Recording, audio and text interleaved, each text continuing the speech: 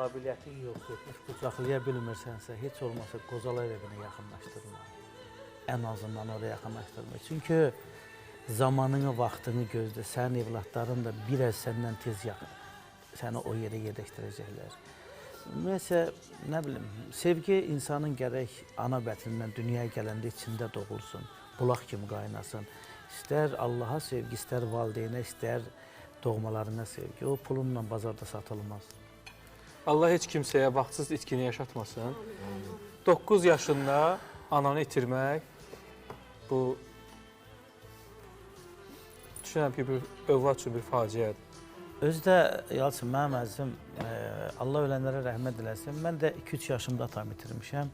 Amma mən o talehi yaşayan insan kimi deyirəm ki, insan heç vaxt atadan yetim qalmır. Anadan qalır, dəqiq.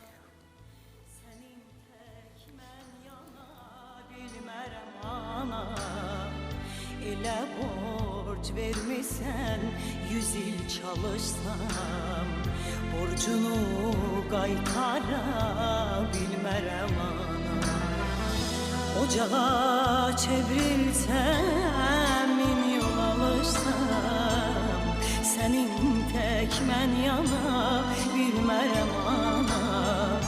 Elə borc vermişsən, 100 il çalışsam, borcumu qaytara